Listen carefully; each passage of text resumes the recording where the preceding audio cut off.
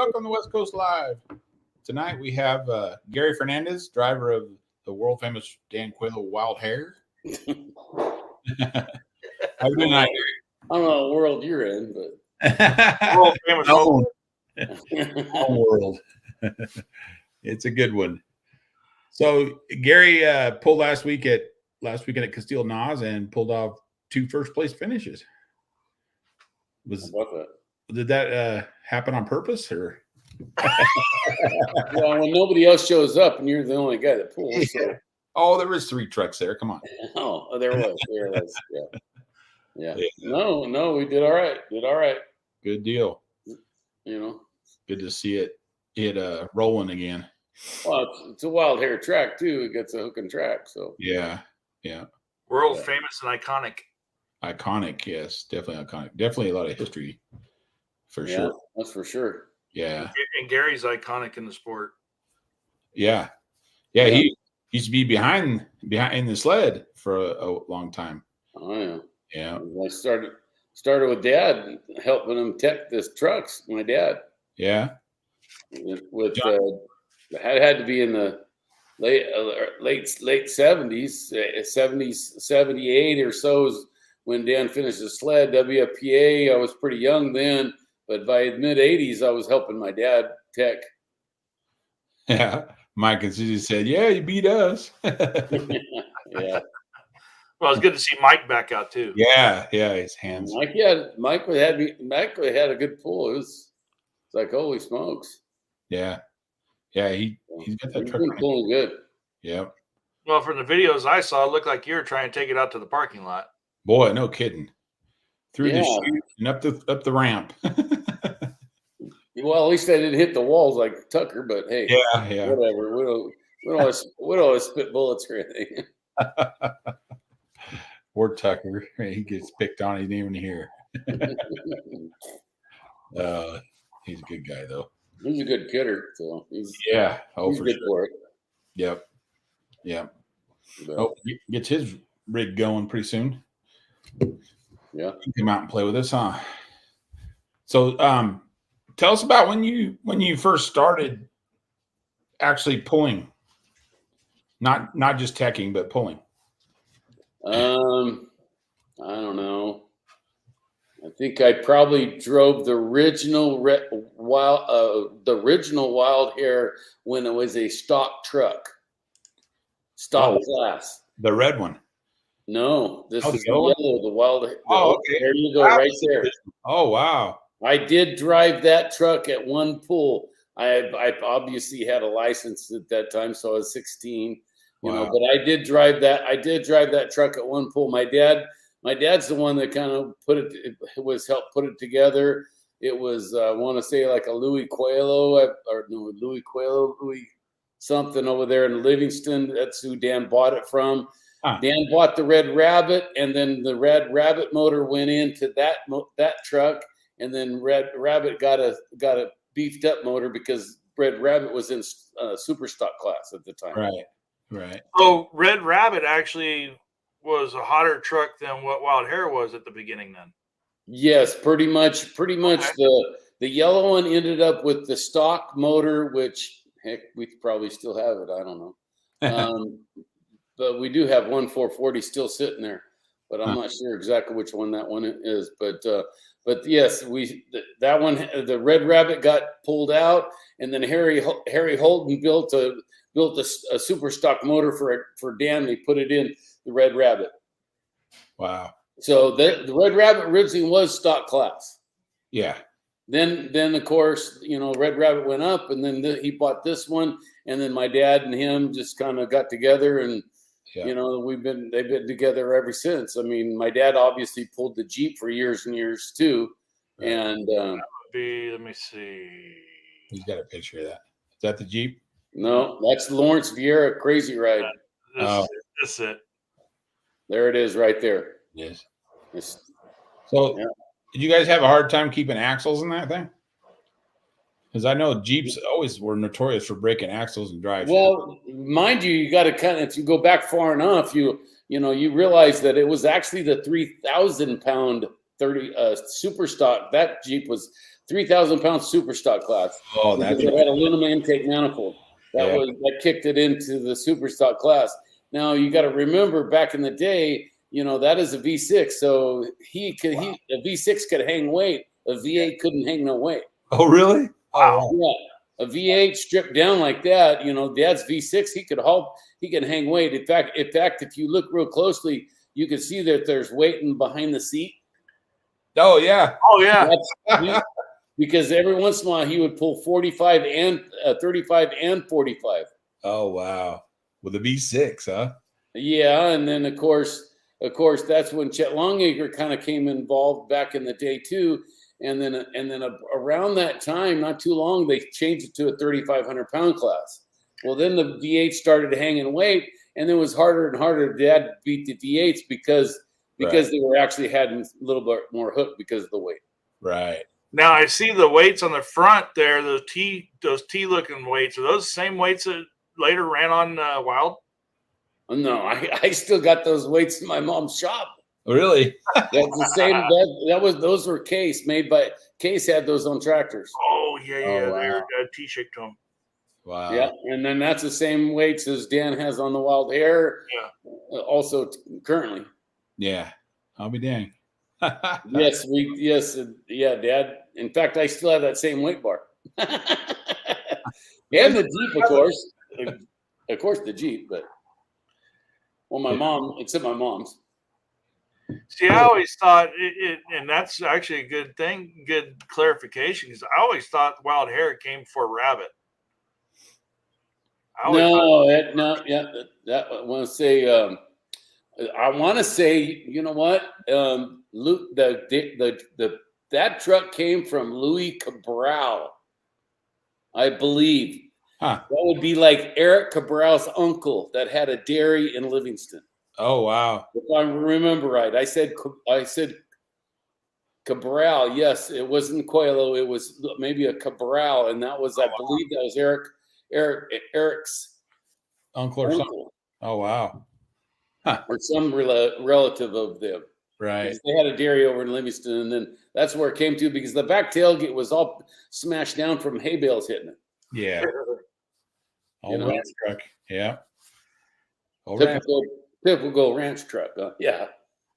And then when Dan decided to make that a modified, that smashed up fender, you can see right there. I remember when my dad was pounding that out and bonding that sucker, trying to get halfway decent looking.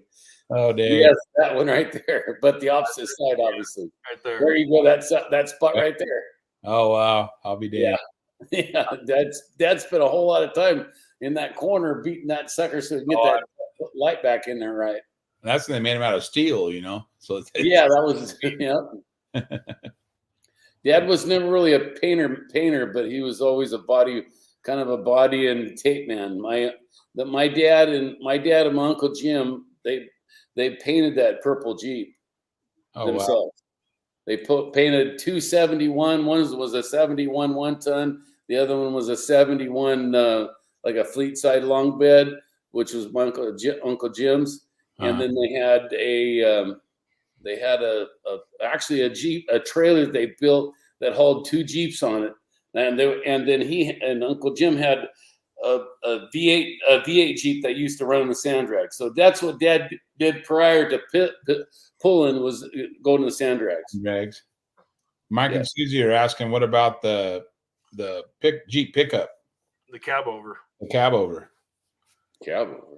Wasn't that I think Ed Larkin's got it now, but that Harlan Seegers had one. It was Harlan Seegers and Jim Johnson had like a Jeep cab over. Yeah. Yep.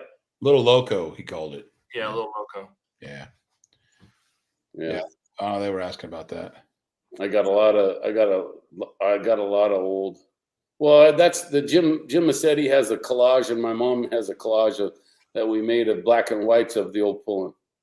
Yeah, I think we saw a bunch of those up at the MLM banquet years ago. The banquet, yeah. I gave one my father-in-law Dan. I gave it to him for Christmas, and he said, "Where's my pull truck in it?" Uh-oh. And And I said, well, your sled's in every picture that you made.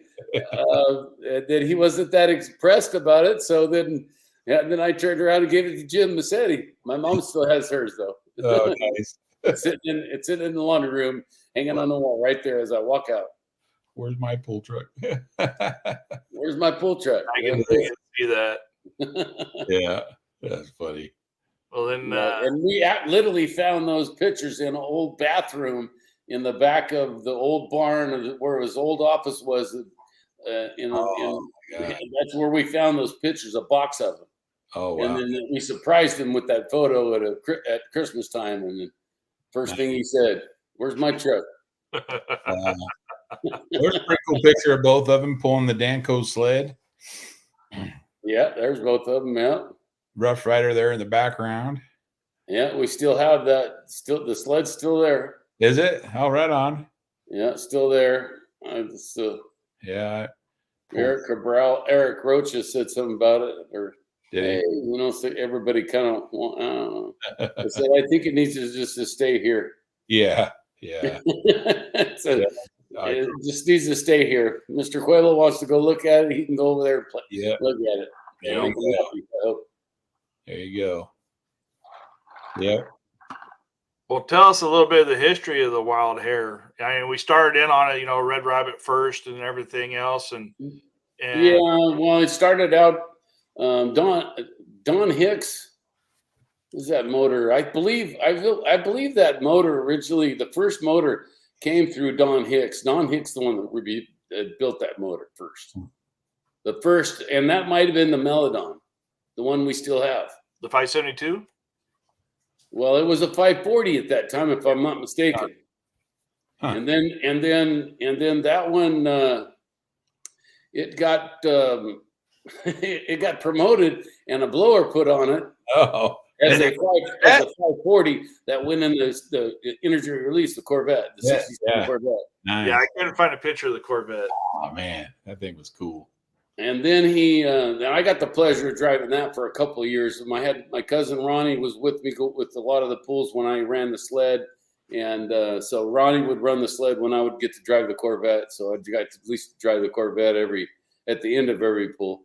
That thing. And, right. But Dan lost the crank in that blew that motor up in the Corvette, and then that's when he decided to make it a 572.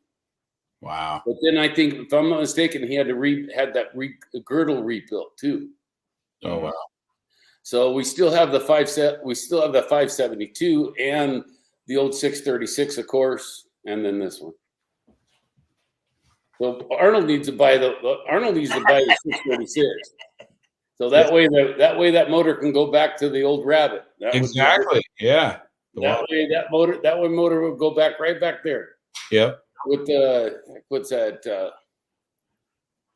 No, I can't remember the heads on that motor, but actually the heads on that one, that Melodon, those are water jacketed heads. Oh wow. But, that's incredible. I think that's so right behind in the back there. That's Oregon Stump Puller, I think. See it back there? Yeah, I think it is. Yeah, that's Oregon Stump Puller. Huh. Where is Gish? I thought he was going to be on that. He's got a softball game tonight. Oh, bummer. His daughter's softball game. Bummer. But, it's, like you said, that would be the perfect match for Arnold to put it back. Yeah. Come on. And I know if he ever did, this is exactly what he wants to do, because he wants to put zoomies back on. He wants it to look like it did back in this day. Yeah. Yeah, the top that's on has that 636 has the blower hat on, or the blower hat deal on it right now. Oh, really? Mm-hmm. It's fresh, right? It's fresh. Yeah. I mean, as fresh as you can get it, because we ran the Melodon a little bit when we blew up the 636 originally, and we blew that. Well, of course, I guess I was driving, so technically I blew it up, I guess. But in instructions of Dan Coelho for me to drive the truck. All right.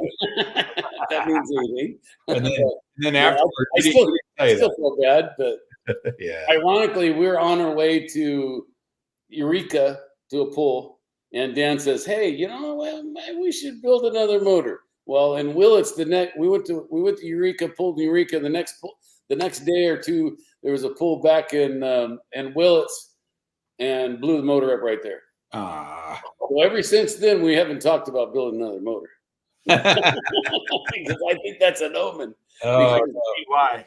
Yeah, no, I mean, really, it's Ah. so ever since then. So then, nope, we haven't never talked about it.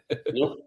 No, we don't need. At one time, he started mentioning it, but I was like, let's make this one work. This one has plenty of. Yeah. Yeah. Yeah. Just got to figure a way to skin a cat differently. There you go. There Just you a go. little different. So I did find a picture of this when it was, and I couldn't find it today. I know I have it somewhere, but talk a little bit too. What brought this on? Brought Jackrabbit. Yeah. Yeah. She loaded her up. You can see the crate. You can see the crate in the back of that previous picture right there. Yeah. That's actually another 440. Dan sold him for nothing. I mean, it was like he threw it in for like $750 or something like that. Oh wow. Yeah, he sold that. I can't remember what he sold it for, but yeah, I went to Kendall, Wisconsin. I drove it. My dad drove it forever. My buddy Greg drove it. My cousin Ronnie drove it. Donovan Coelho, bless his heart, he passed away. He drove it. John D drove that truck. I bent the front bumper a couple of times, hitting different shit. And then we retired it for a long time. Then Greg said something about wanting to drive, and I said, "Hey, Big, you're gonna have to take all those brakes apart in the back because you ain't gonna turn it. We got to unseize some of that crap back there and put some overseas back there, so that way those brakes will give you a chance to do something, to keep her straight down the track." And that was, the chain. It was a chain drive gearbox in there, nothing special. I mean, it was literally, a manufactured transfer case. Wow. The reduction box. That's yeah. crazy. There was a picture that popped up not too long ago of it when it was all primer doing a pass. Oh, Yeah. wow. And I'm trying to remember where I found that. I'll have to see if I can't find it. But If I remember right, now that had a dry block 440 in it, right? That had a 440, yeah. Yeah. But dry block. You never ran water in it. No, it was radiator. Oh, it did? Mm-hmm. Oh. Radiator, and then Dan, Dan was always trying to sell it and forever. And one guy bought it and he put a fan in it and this and that because it never had an alternator either. So me and Greg and I, we always thought, what would be kind of neat to do is to get that sucker running, get the radiator set up right, so that way you can actually take that sucker in a parade, because it was always a neat truck. Right on. Yeah, but a lot of I drove that sucker. I drove that sucker a lot. I towed it behind the sled, and that's how we got to the pools. At one time, we had the sled, and then we had a trailer behind the sled that carried the Corvette and the Jackrabbit. Oh wow! So you actually rode on the street, yeah. Huh. So I'm going. Me and my dad. My dad was in something else, and because the pull trucks came in the pickup. I think the pickup and the long trailer at that time probably. Yeah. And then we end up going to Urrington, Nevada, to pull Urrington. Yeah. And on the way home through the Truckee scales, I get pulled over. It's just me and Danette. And of course, there, I was tired out because I didn't have enough tires on the trailer. They were only singled out, and there was not enough load weight for them. Oh wow! So we end up stacking weights on some guy that's driving by. I just flagged the guy down. Hey, can you haul some weights down the hill for me? Yeah. He said, yeah, we don't have. I said, where are you going? I gotta go to Rip On there in the morning. Yeah. So we threw the weights on that guy, and I bought him dinner. I bought him dinner on the way home, and I said, well, where are you gonna stay the night? Oh, we're gonna stay there somewhere in that Jack Tone truck stop right there. I said, okay, I'll have my dad meet us there. So my dad bring this pickup up, and we load the weight straight in the pickup, and that's how we got home. But That's awesome. But yeah, there was, I don't know how many different, but yeah, you get your driver's license from anything, DMV or whatever. You're 19 years old. Dan will stick you in a truck, and here you go. Follow me. Yeah. Right up the grapevine we go. I'm thinking, oh my gosh, 19 years old, scared to death. Yeah. Afraid we're gonna burn the brakes up all the way down home. Right. My dad already. Remember you telling stories about that, just throwing you in a truck and off you go. Oh yeah. Sink or swim. Yeah. Nice. All the way. Yeah, I remember going all the way to Del Mar. Oh my God, San Diego. Oh wow. Go down there. That was when I owned the sled, though. Right. Yeah, so that was a little. That's a long ways. Yes. Down. And that GMC. Tell us a little bit about how you got into the sled. Well, Dan, I was working for my uncle at the time, Liquid Feed Supplements, and Dan says, "Hey, how about you buy the sled? I'll finance it, and you run the sled, and then we go to the pools. We got a place to put them, and blah blah." So it's just, okay, so we bought it from Lauren Prayer. I don't think I'm saying that right. I don't know. Very nice man. He came down, and our first pull was at the Arco Arena, 3-day pull. That's the most money I made in that sled all one weekend, because it was that was the SRO. Yeah. That was the SRO pull. Yeah. And then of course I kept on every year maintaining it the best I can, and without changing everything out. And then it all came down where Dan was get to the point to where he was wanting to quit on the promoting side and putting that part of it on. And I was like, if he gets out, I'm out. Right. So then that's when it all kind of switched over to MLM. Yeah.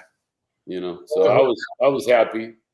I paid him off, and I got a shop out of the deal and built a shop here in my backyard. And so, nice. Yeah. There you go. There was about I would say about 5 good days out of a 5-year project or 6-year project. It was the last pull, the last day, the last one I had to think about until a month, 3 months later. Yeah. And September was like the last pull, or August, September, November, whatever. Right. That was the best day that I didn't have to worry about that sled for. It became an omen to you. You were like, oh yeah, and then January would come around. I'm thinking, oh man. Oh, not again. So I'd get it out and start cleaning it up and changing solenoids and trying to improve it a little bit by little bit. And had an old Cadillac radiator in it, and I ended up putting a short block in it because it had a little Chevy Citation motor in it, and the stupid thing had a it was chopped down. The intake was all chopped down, so the carburetor was all kind of funky, and so it's not like you could just go in there and buy a new up-to-date stuff. You had to use the old stuff, Yeah. And basically, you had a front-wheel drive transmission sitting in there and welded up, and that went into a chain drive gearbox, which went into a 4-wheel drive transfer case, which ended up back into the rear end. Oh wow! To drive the box. Dang.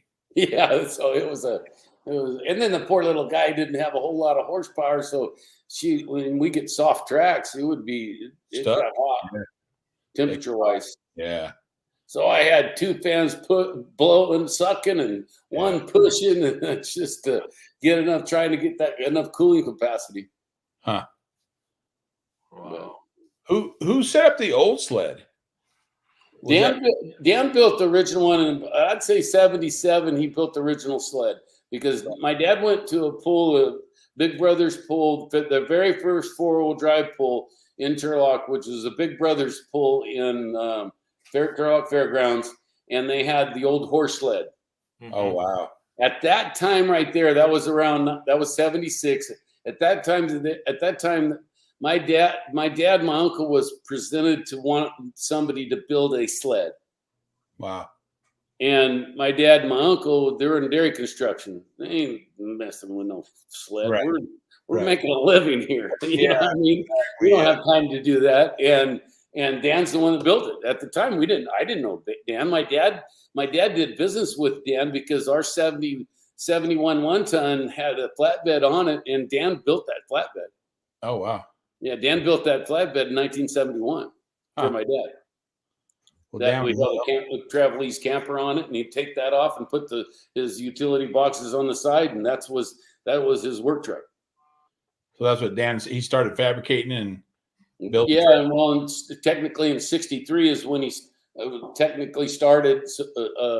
64 is when he started Dan Quayla Welding.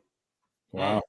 So this year in November, we're doing a 60-year party. Oh, that's awesome. Party. Very cool. Yeah. Very yeah. Try to keep it going another 60 years. I don't know. The way things are going right now with the almond industry and the dairy industry, it don't look like great. Yeah. But hopefully it'll get turned around. Oh, whatever, Troy. Good one, Troy. Come on. Amy, I just want Chris to repeat that one. No, not going to happen. Nope.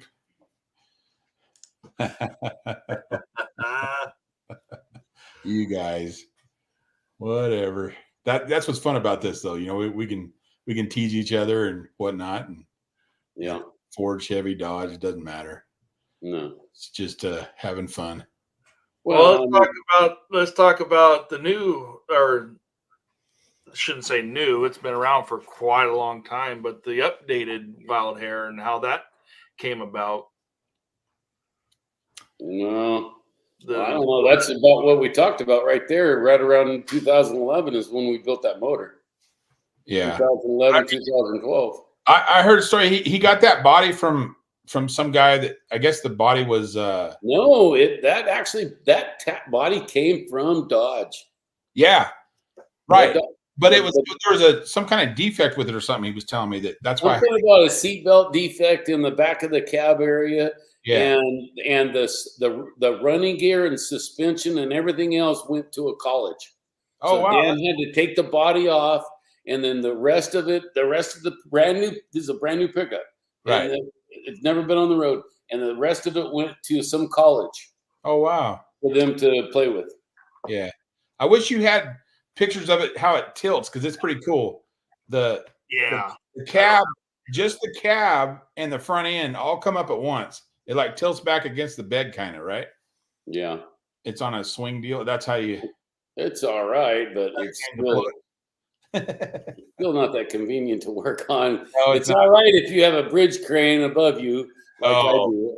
Fortunate because I just run the bridge crane over above it and pick it up and put some stands on it, and that way I can adjust the valves without fighting the hood or anything like that. Right. It's kind of cool. It is convenient, that part of it, other than because what year did they build? Did you guys build that one? Well, it's in 94. 94. 93, 94. Yeah. And that was all the same frame that was built back then is the same frame that's under it right now. Yeah. And then about I don't know, in the 2000, I started in 07. I would say about 11 or 10 or 11 or something like that.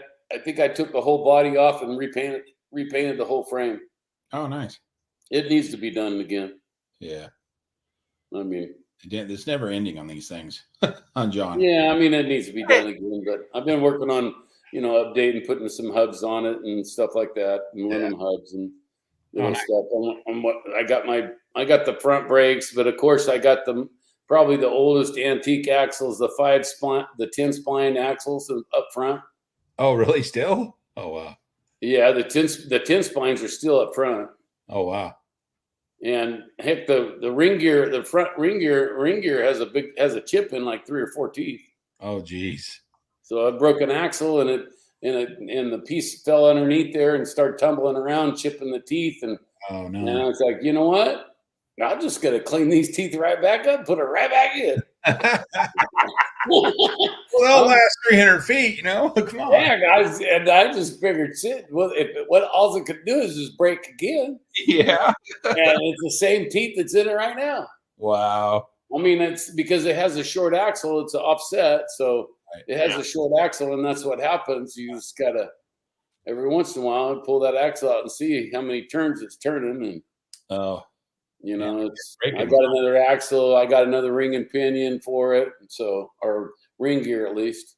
yeah. But I was in the process of putting hubs on because I want to get rid of the driveline brake, and of course the 32 spline is a little bit big, smaller diameter where it the bearings slide over. The 10 splines are a little thick, a little bit bigger, not by much. Yeah. The where the seal rides, that's a little bit bigger on the 10 spline also. So basically, what Randy at Performance Pros, they've been kind of working on a little bit with me. I can change the stub axles up on just the stub axles out. Oh, nice. But I don't know. I got Chris Mello's pretty handy too. I got another guy that we can do some tweaking too. I just need to look for some bearings, different size bearings, really. I can show you how to do it with your current setup on Saturday. Well, I already have disc brakes in there. All I got to throw them on is the ones that Dan had. Dan already has the setup in there. Oh, wow. That I took out years ago. But they were a freaking Honda freaking brakes that were, they weren't. They were decorations. Yeah. They were like Christmas tree balls. Yeah, me and John both had to go through that, put disc brakes on the front because that's what they require back there. So sure. Yeah. And of course, that's obviously a bucket list of mine because that truck's been in Bowling Green already, and it would be a bucket list for me to have that truck back in Bowling Green one day. Really, that would be awesome. Because I got a sticker right on the windshield from Bowling Green, Ohio. Yeah. So it's already been there once. I'd like to take it back there myself, even though get my ass kicked and just but about the experience though, Yeah. Eric Cabral's ready to go. He wants to go too. So he's got to hit him in my holler and do it, Gary. He needs a motor first. He's got to get a motor done. Larry's working on his motor. Yeah, well, I gotta get better. Get better. Well, don't we all? I'm working on. Don't we all? You think you might get some duck feathers this year? Everybody's getting duck feathers this year. Oh yeah, everybody's getting duck feathers. Oh, yeah. I'm not afraid of no ducks. Not picking on ducks. No. Oh. No, fire engine ducks. I ain't worried about none of them. No. Well, we sure like pulling with you, man. It's awesome. Yeah, we'll go to Las Banas and see what we can do there. I got a new data logger, the Corsa data logger.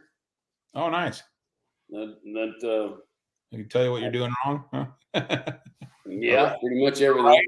I mean, you can do it right too. I mean, obviously. Yeah, but the Brad Ingram.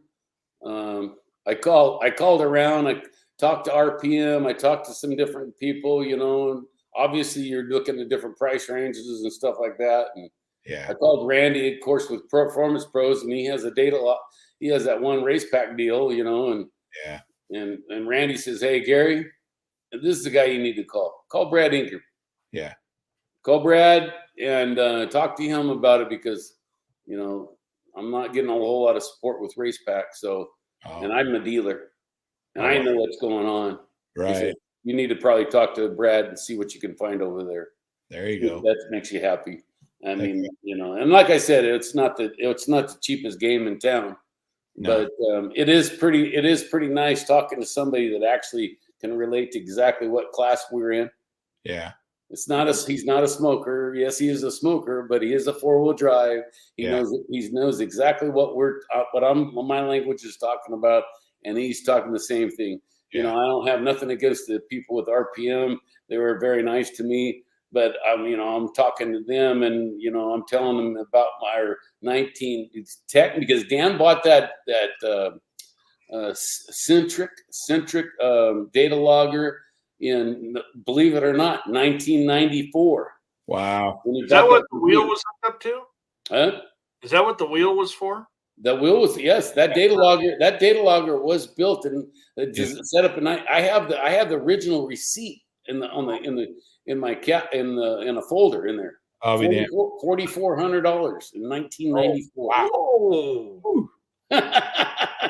So, and then it had the wheel, and that's gave you the distance and what have you, blah blah blah, and that's that's what we used. And I had all the EGTs and all that stuff.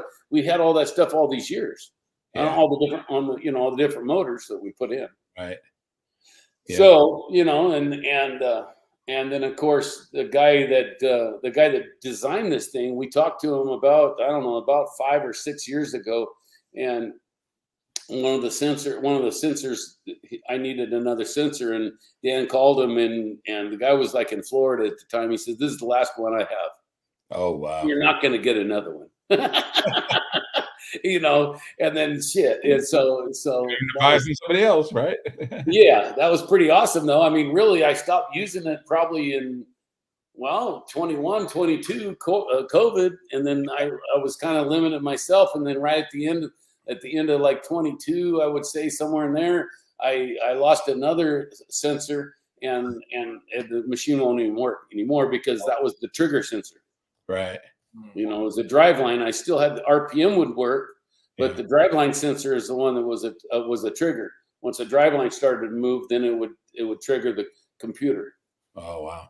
But so now of course, now we got this one done a little bit different, which is kind of cool. And nice. You can look at it and you can see the clutch slippage and all the drive line, and I can see the distance. I can have a distance, speed on the speed, how fast I'm going. Of course, all the EGTs, my oil pressure, fuel pressure, all that good stuff. But so good deal. It is on a little darn tablet, and I noticed it kind of was getting a little cranky, and I was like, man, if this thing gets cranky in a little bit of heat that we were this last weekend, this is going to be ridiculous. Oh, summertime. The summertime, because it's sitting on that windshield and the reflection. AC in there or something. But I talked to Brad Ingram's guy, and he said, yeah, I think you need. It's not that, because we've had them back here. At 110, it starts to getting tweaking out, because, you're a little Android and little guy pops up and the door open hot. That's basically what was happening. Heck, it was only 70, barely even 80. Right. And it has an aluminum case that goes around it. And he told me to sand it, and he thinks there's just a little bit too much pressure on it, and it was acting like it was hot. Oh, I see. So I sanded it around, played with it a little bit throughout the evenings and stuff, and hopefully that kind of loosens it up a little bit so it's not so tight. And I didn't tighten the screws as tight. Might have to set an ice pack behind it in the summer. Oh, I already had it in the freezer. Did you? Put the freezer in the motor oil. It started. I took the 2 bolts off and put it in the freezer. I'm going to make this sucker work one way or another. Yeah, there you go. I didn't spend all this time and effort doing all this stuff and not having that sucker. So right. Yeah. Right on, man. That's awesome. What a story. What's the so let's go back here. Let me find that other picture. I remember hearing stories, but what's the story of this paint job versus the blue that's on it now? Paint job. Yeah. Oh yeah, I remember him telling that story. I remember hearing stories on this. Yeah. Yeah, I was involved in that one. But I can't remember exactly what the heck happened to that truck. I think what happened is Didn't the front end lock up or something like that, or something broke in the front end? I want to say the L hitch. Oh, that was it. Yeah, the L hitch broke loose, and it broke loose and tore that whole tailgate out. Yeah. the back of it. Yeah. So that's a new tailgate. And then we did that instead of trying to match the paint and all that stuff. I mentioned to Dan, I said, how about we just paint like a blue, like a broken line here? And Louis Freitas, he did that for us. And then I had some other guy, this Mark, Kleingartner, he's the one that painted the back of it. Nice. But I really wish he would have painted it a little bit darker in the back. I wasn't expecting him to fade at that until I'm not really a light blue person. Yeah. I don't mind the darker blues, but the lighter blue, I kind of, Yeah. But it is what it is. Yep. It looks good. So if I ever redo it again, I got a lot of, like I said, I already told you, I got a lot of old black and whites of the old pull trucks. Yeah. And I would like to do some type of kind of like ghost flames or pictures of very, very subtly. Yeah, that'd be cool. Something you could see up close, but from the grandstands, you're never going to know what it is. Right. Something that up close you could see a lot of the old pullers that I started pulling with, and Dan. Yeah. Kind of like the collage I made that Dan didn't like. Well, damn sure make sure we put a pull truck like every corner of the darn thing. Yeah. And I do have my daughter built. That's why we have those shirts, because my daughter changed all that lettering and all that stuff, the wild hair and the torch and all that stuff, over to a vector file. So now we have it all in a vector file. So now we can blow it up as big as the side of the shop or as small as a dime. Yeah. It doesn't matter. It's all relative. Nice. It doesn't distort. Right. It doesn't distort. And in fact, if you look at our shirts, you can see that we actually changed the one from a Chevy to a Ford and a Ford to a Chevy. And we changed the headlights. We actually made the lights a different color. Oh, wow. And it might kind of look like Reeves' truck, believe it or not. And it's supposed to look like Al Edis's and somebody else's truck back in the day. But not a lot of people notice that from our shirt to that body. Oh, yeah. That's funny. So where the rabbits holding the trucks, we changed those. Oh, nice. On our shirts. That's awesome. That's awesome. It's a compliment when you have a picture of your competitor's truck on your truck. Right. Yeah. To me, it's a compliment to Reeves and the competitors that we had had in the past. Yeah. So I need to come up with a sticker that's got a duck on it for some. Can't wait. I can't wait to see a duck on that truck. That'd be pretty cool. Or a rabbit on mine, huh? We paint them on the tires.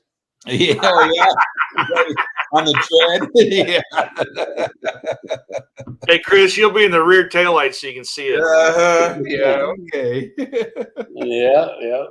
That's my plan. That's your plan. No ill will intended. That's for sure. That's always our plan, Gary. Come on. No. Always the plan. But it sure is fun doing it. That's for sure. And it's all about the people and the friends that you have. And right now I got my buddy Greg. It's been hanging around, helping me for a lot of years, and another good friend of mine, Mike Lawrence, that's helping, kind of one of our new guys that are helping me there. And, nice. And even I'm getting old Chris Mello to come around and hang around and play with us every once in a while.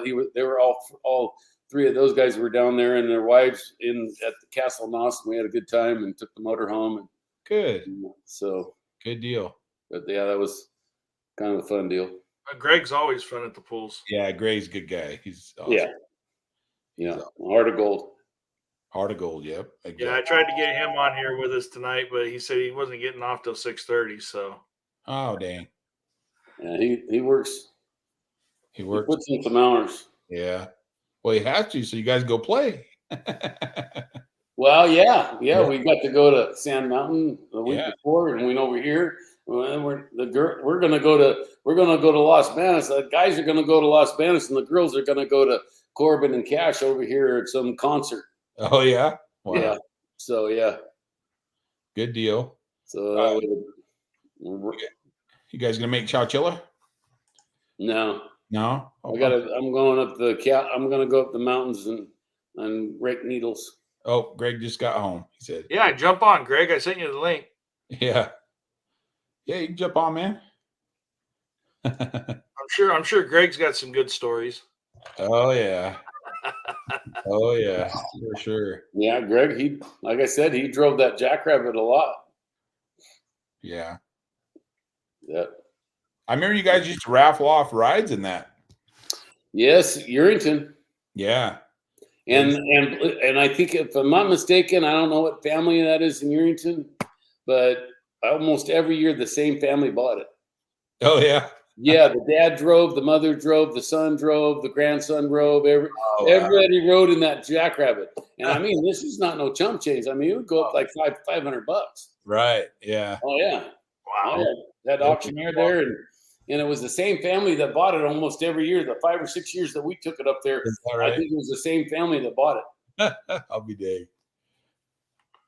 Probably That gonna is something neat, and it's something that each one of them is probably remembered forever.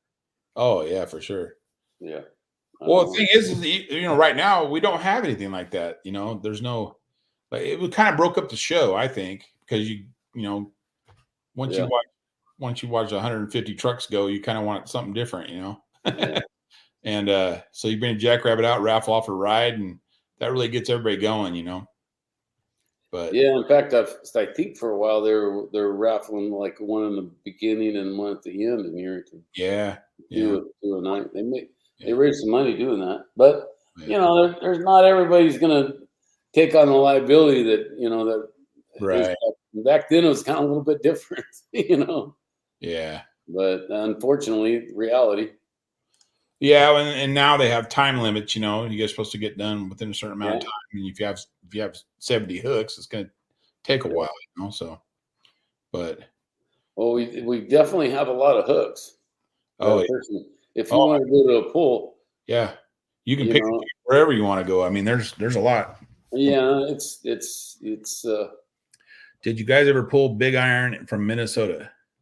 Oh, the sled, the big iron sled. With Dan might have did back then when he was, but that Dan pulled. Remember when he did it, the back east pulling, Dan. It was all during the winter series, right? And he didn't hardly went. He only went back there a few times during the summer series. Yeah. Yep. He was all winter because he would come here. We'd be pulling here during the summertime, right? Putting on shows, promoting. Yeah. Yeah, promote. Putting on shows, and you had back in the day with Anaheim and Oakland, you had all the Coliseum pools. United States Hot Rod Association stuff too. Yeah. Yep. That was a good deal for a lot of pullers back then. Oh, pulled with the big iron truck is what he's saying. The 427, the big iron. It was a big Ford truck that had a big rake on it. It was like a 70, 76, 73, 4, 5, 6, something like that. The big iron was the name of the truck. It's probably in pulling magazines all over the place. Yeah, I remember seeing pictures of it. Yeah. But I'm sure it's the same era, so I wouldn't see why it wouldn't have. They checked our kill switch this over here at Castle Nose. Oh yeah, nice. Yeah. Did it work? Yeah, it worked. Good. Worked. Poor old identity thief. They pulled his kill switch, and then all of a sudden, the darn thing wouldn't fire for Friday night. Oh no! And then I don't know what they did. I think it can't be the kill switch. I just had it running. Blah blah. Well, they killed it. When they had it running, and that's what I told Bob. I said, "Hey Bob, I'll have him check my kill switch, but I'm gonna check it when I'm warming up. I don't want to fire it up here on the scale 5 hours ahead of time, right? Because my oil gets milky quick too. Right. I'm trying to get at least 3 passes out of that milky oil. As expensive as it is. Yeah, oil. If I trim the fuel and kind of lean it out quick as it warms up, then the oil don't get so milky. Right. So I says, I'll do it then. And when we did it, and so is Richie still running a mag on that? Who? Richie with identity theft. Oh, I don't know. I know they were fussing with the kill switch at the end, and they finally got it started. So he ran both nights. That was on Friday night. Cool. But yeah, that He was talking about pulling the mag off, but I don't know if he ever did. But cool. So if you, Gary, if you could drive anybody's pool rig, any class, whose would it be and where? Oh, God. I don't know. I think the jacked up diesel truck would be pretty freaking exciting. Oh yeah, yep. Yeah, jacked up. I think that would be pretty. One of the big truck diesels. The big motors. There's Anonymous, yeah. Yeah, Jack, that was Killmeyer's at one time. Can't remember. Called Jack, or is it called something else? It's called Extinguisher now. Yeah, Extinguisher now. Yeah, or Executioner, isn't it? Executioner. Yeah. Yeah, that's pretty bad. That's awesome. Yeah, I think I think that would be pretty awesome right there. Oh boy. And that would fall right into my dad loved trucks. Yeah. My dad was a truck driver a lot of years. He loved hitting his jig brake. Yeah. Yeah. So it'd be cool to have that class out west. That'd be awesome. Yeah. We're going to see some when we go back to TPC. They're gonna have them there. So it's gonna be pretty awesome to see those guys in person, Just like you when you go to Bowling Green, you'll see them there too. So oh yeah. Awesome. Yep. Bowling Green is a very unique pool. Oh yeah. It's the super pool of them all, that one. It's a good one. One of these days, go back there and watch it. Yeah. Yeah. Watch heck. Banner, man. We ain't watching. Come on. Yeah, only 50 trucks. Yeah, that's all. That's all. It's a cake. More the merrier. I think it was 49 that time when Reeves was there, and we were there, and Dylan and Alan, and we had a great time with Alan Babel and their group, and Mike Peterson and all the group we had. We had a great time the whole trip. Yeah, that was fun. Definitely a good time out there. Yeah, we went in there. That's Alan's birthday and that weekend, and he says, some strange guy comes up to him and says, "Hey, I heard you're looking for some moonshine." Alan says, "Yeah, we're looking for some moonshine, and he says, "Yeah," and he says, "Well, how much you need?" And Alan says, "Oh, we don't need a whole lot, like a gallon or something like that," or he said, and he says, "Oh, no problem. Hell, I bring 10." 10 gallons he bring us 2 gallons, 1 gallon of apple pie and 1 gallon of cherry or strawberry or berry or something like that. No, I mean, my gosh, we had a great time. John ran into the same thing when he went TBC with Swiss Power. Yeah, there was a guy there selling moonshine. Yeah, it was the tech. Yeah, it was the tech guy. Yeah. Yeah. In fact, I watched your guys' deal the other day on the TTC one, and what was the big guy was a official there at Bowling Green. Larry Richwine. Larry. I met Larry. Talked to Larry because he teched Alan's tractor at the time, So no, it seemed like a lot of good people there. Yeah. I know there's some moonshine you don't want to drink. Oh yeah. Because I had a sip of a couple of them, and I'm like, holy smokes! Yeah, you can run that tractor on that stuff. Yeah. Put air in your chest. Burn it off. You might put it there, but it's going to burn. That's how strong that stuff is. Wow. Well, in fact, the bootlegger tractor. Yeah.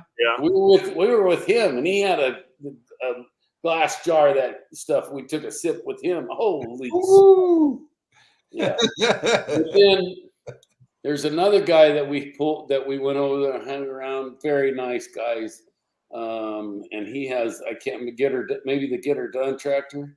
The John Deere Get Her Done.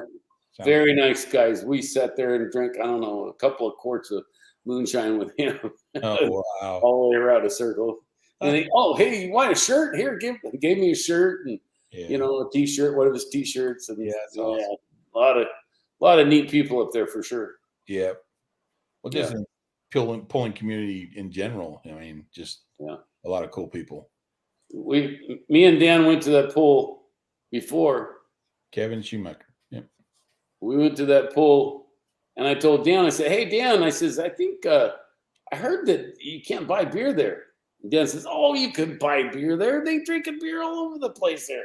Dan's not a beer drinker. No, obviously. So we sat, we go there, and I'm telling you, we sat there in the bleachers, and I'm telling you, Larry the cable guy and his dad is sitting right in front of us. Oh wow! Big old ice chest. Yeah, it wasn't Larry the cable guy, but he had the shirt, cut off shirt, the hat, the hood. He was dialed, and I bummed beers off of him the whole night. The whole day. Bummed beers off of him. The next day I buy beer, and I made sure I fed those guys beer back. Yeah. Every chance I got. Nice. And so no, but then of course every year we were going back there. I went that like 2 years in a row, and then 2 years later, and every year I'd go back and talk to them a little bit, because it was just that's awesome. It's very, very cool. Yeah, I've been here since I was 9 years old. And then me and my daddy here, Wow. See my first set of boobies right over there in that corner. I like shit, you. It just freaking made me laugh like heck. I mean, awesome. I'm telling you, I mean, he just had this accent, and I see my first set of boobies right over there in that corner. That's hilarious. That's awesome. My gosh! But that's crazy. Crazy. That's awesome. But that was then. Yeah, we learned that. Yeah. Yeah. Very cool, Gary. Very cool. Right on, man. Anybody else got questions for Gary? He's what's anything else, John? Kevin? No, just oh shoot, I hit the wrong button. Oh, great. Dylan said that's Kevin Schumacher. Yeah. With the tractor. Yeah. Yeah. Yep. And then Frank. Best show and had outstanding pull trucks. Yep. Danny Quello. A lot of history. Yep. A lot of history. Yeah. Yeah. There's one thing about Dan, if you parked in the wrong spot, he was going to be the first one to chew your ass. I'm not talking about your pull truck. I'm talking about your vehicle that's in the pits. Yeah. But he's the first guy to say, "Where are we going to go eat dinner?" There's never any hard feelings with that man. No. It's always it's all business as usual, and this is the way it is, and but I remember he told me that one time in Chowchilla. I'll never forget. He comes to the trailer and he's like, "You need to keep that truck on the other side of the mountain." Yeah, we did really good that one year. What the heck year was that? We cleared everybody by like 20 feet. Yeah, 18, man. Yeah, we were out there. We were out there compared to everybody else. Yep. Yeah. You were ahead of me by like, I don't know, 6 or 8 feet or something. 3 feet or something like that. It was pass of a lifetime, that's for sure. Remember that pan didn't hook up through that spot. We just had enough momentum to get past that spot. Got right through there. On any given Sunday. There you go. Yep, there you go. You just never know, huh? Yep. Every once in a while, a blind squirrel finds acorn. Yeah. That's like, That's for sure. Yeah, that's like the four last pools that we've been to. Not too bad. No. Hillmar, we pulled against Bradshaw and that Identity Thief, and then and then Turlock got beat by Bob by 9 feet. And I fell into China. Yeah. That's sand, man. It's hard to get going. I was doing all right until I hit that spot. My Lord, that thing fell into the. Yeah. I thought I lost both sides of the tires. I thought both tires went flat. Yeah, nothing there. Yeah, nothing there. Yeah, and then Yeah. Then this one. So we'll see. Well, anybody, It's not Turlock, it can bite you real quick. yeah, but anybody that's got down that track in Turlock, it's you, Gary. I mean that rabbit's the one to beat there. Not really. Well, We got to change that. Yeah, you're getting down there again. It'll be happening. Yeah, for sure. The tinkering is never over. Nope. No. These dark things, and and that's what's tough about this deal. You only get one shot. Yeah, exactly. So you got to have your ducks in a row. Yeah, you got to have the right rabbit's foot out. Oh, is that it? Okay. Oh, awesome.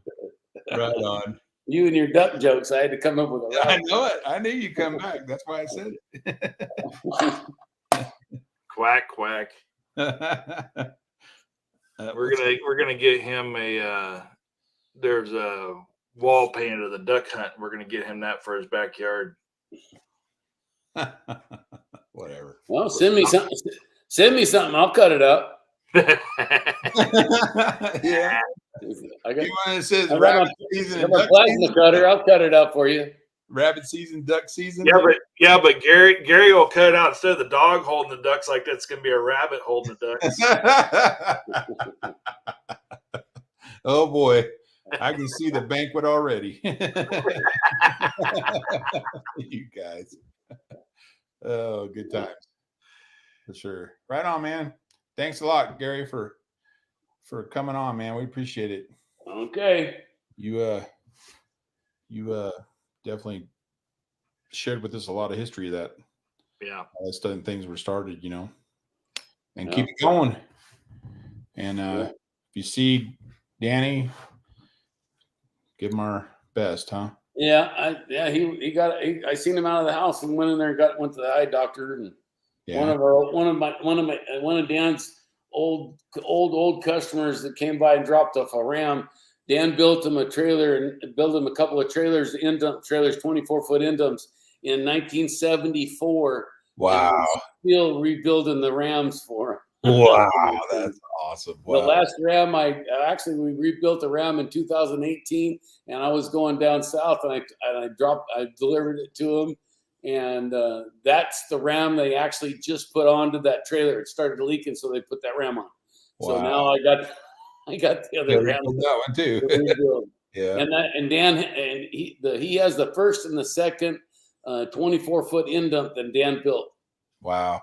And he has 4 total right now, because he bought one from another customer, and then he bought one through an auction or something like that. But I'll be dang. Yeah. And he's he donated the ground at the farm show. So yeah, nice. He's a good deal. Very nice man. Good. Danny for you. Yeah. Right on. Yeah, like I said, give Dan our best, and we miss him, but the truck's still going. You're keeping her going, so yeah, got to keep his memory alive on that part. Exactly. So yep. And we all have memories of them too, Yeah. So very cool. Yeah.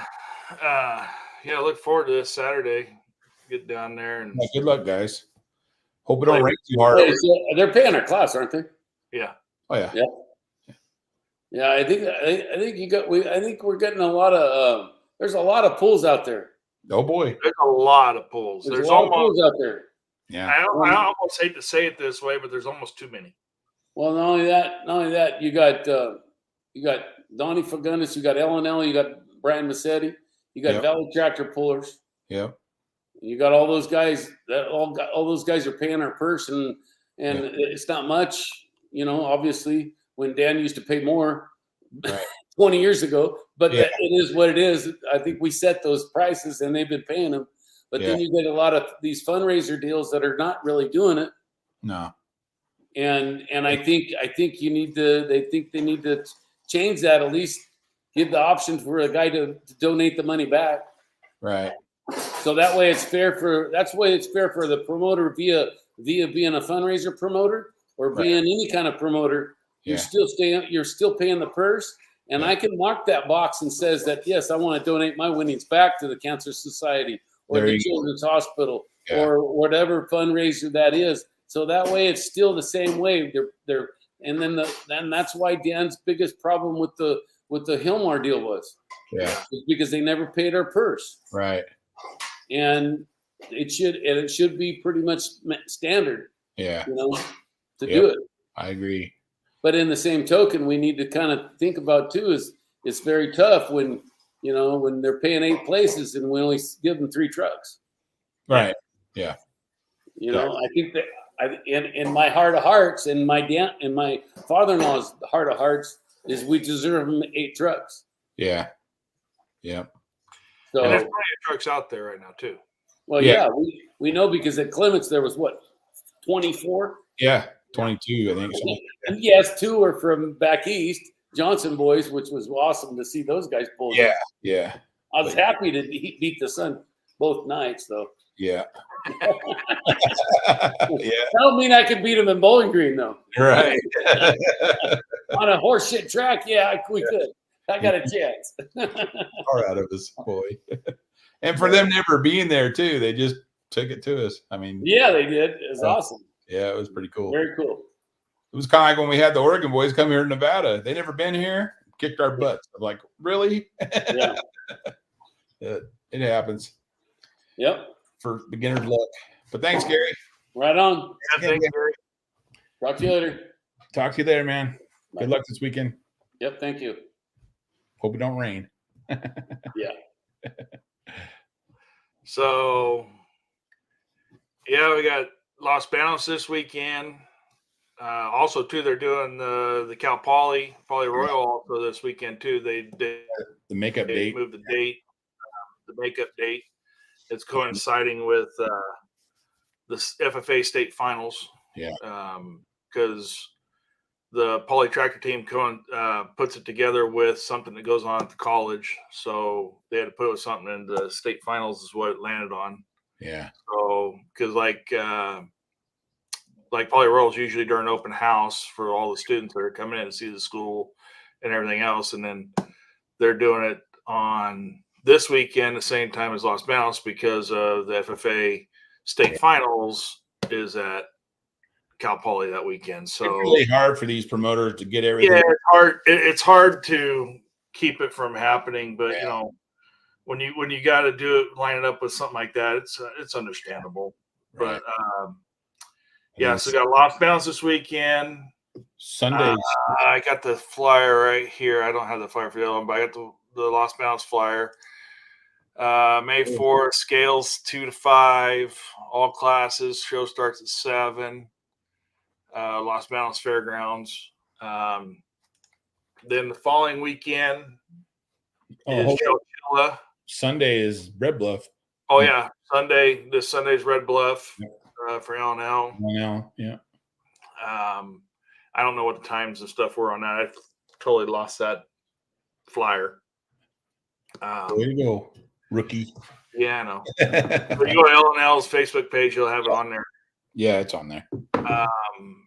Then the following weekend is somebody's commenting, so I know it's coming.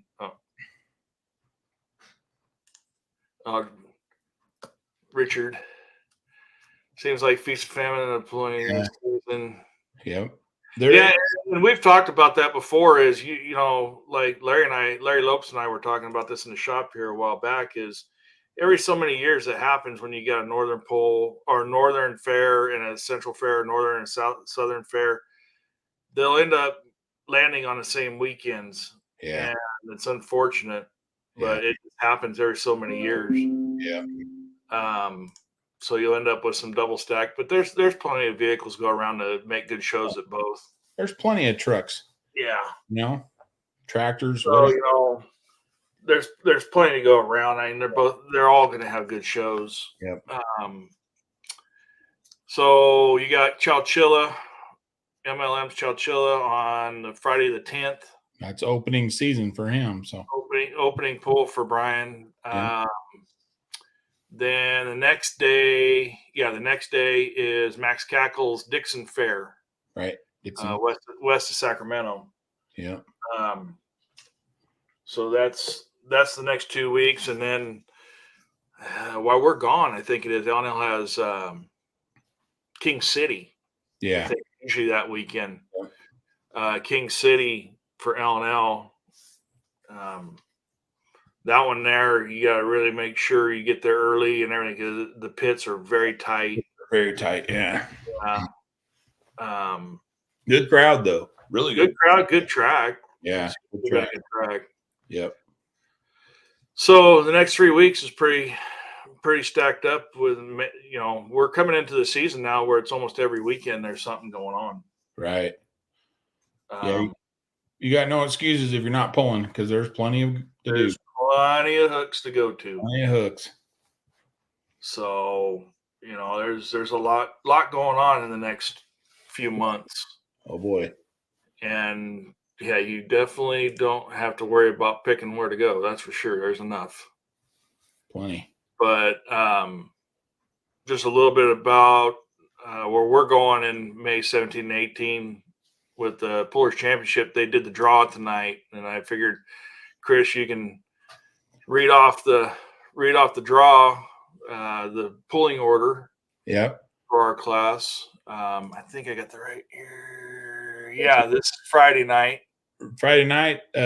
Donnie Reeve, who also Reeve Trucking, thanks to them, is sponsoring the class back there. So Donnie's got the ace. Joe Claypole's second. Terry Hagedorn. John is fourth. Terry Hagedorn with his second truck, kicking up dust, is fifth. Myself is sixth. Baby Huey. Jim Bosch, who's won this class both nights last year. Yeah, so watch out for Jim. He's tough. And Jake Zering, I think he was second or something there last year too. So Jake's very tough with his truck.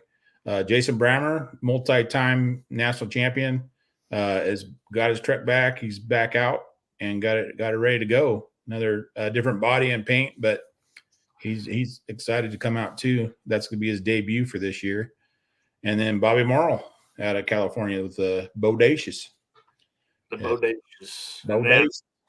That's on Friday night. And then Saturday night, which is the second night. Yeah, Donnie got the ace again. Yep. He should go to Tahoe, I think. Start doing a little gambling or something. Man, I'll tell you. And then John, we got number 2. Joe Claypool's again is up there third, and Terry Hagedorn with kicking up dust. Jason Brammer with corn fed. Bobby Morrill, Bodacious. Myself, Baby Huey, and Terry Hagedorn with his second truck, Gunpowder and Lead. Jake Zering with Roll 19, and then Jim Bosch with Midnight Raider. And this track, I watched Jim Bosch last year pull. I think he was next to last when he pulled last year and won it. So I mean, it's pretty consistent. So it's going to be exciting. It's definitely exciting. It's going to be a road trip. Yeah, I had goosebumps when they were doing this draw. I was like, oh my gosh, I'm like way more excited than I ever thought I'd be, But it's going to be fun. It's going to be fun to pull against. I mean, these guys are best in the business. I mean, it's going to be awesome just to be able to bump shoulders with them, And it's going to be a good time for sure. Definitely once in a lifetime deal for sure. Maybe more. We'll just have to see. But so Frank Barrett, Frank, do not have a master list. I haven't put one together yet. I'll be working on one here shortly, and I'll get it out to you. But their Facebook page has got them all over right now. MLM, LNL, VTPA. Max Cackle's last one is Dixon, so they'll be done for the season. Yeah. But just looking up on their and put them together, there's plenty though. Looking forward to super high power action. Yep. That's for sure. How long do the pulls last at TPC? So from when we went in 22, Richard, that's a good 4 hours, 4 or 5 hours. Yeah. So it's a pretty long show. There's a lot of like the diesel tractors. I mean, there's what, 5 classes of that, I think, something like that. Yeah, and there's if I remember right, there's 10 per class with the exception of the big rigs. I think there's only 5 or 6. Or 5 or 6. Yeah, but so you're talking there's 100 hooks. yeah, and then you got minis. There's two tracks going all the time, but they have it really organized. So it's you're across the scale, you're staged, and you're basically pulling on the track. You don't stage for very long. It's bang bang and you're done. Yeah. So they run you through pretty quick from what I've seen. I haven't been there yet, but John has. He can attest to that.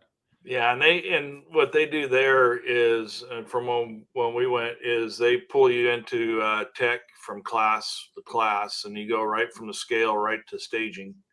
Yeah. So it moves along pretty quick. Yeah. Yep. So the only thing they didn't say tonight was what order they're going to do what classes. Yeah. And he said next Wednesday, though, they're going to do the rest of the draws. So maybe after that, he'll do them. I don't know. Or they'll tell us when we get there, I guess. I don't know.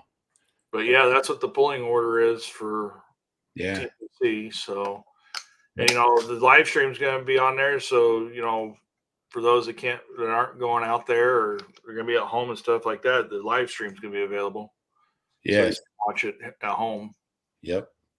So, but yeah, this weekend, Los Banos, and Cal Poly. Next weekend, Chowchilla and Dixon. And then while we're gone, the 18th is King City. Yeah. Saturday, 18th. Also, with that live stream, all the proceeds go back to us, the pullers. Yeah. So, you guys, you're helping us all out by buying the live stream. Yeah. And it's not that much. I don't remember what it was, $20 or something like that. It's not nothing. Yeah. But yeah, I mean, for this weekend and next weekend, get out to some of these local pulls and butts in the seats to come watch and root for your favorite rig. Nervous as hell tomorrow or on Saturday. They're calling for rain, but I'm hoping it goes right around. Yeah.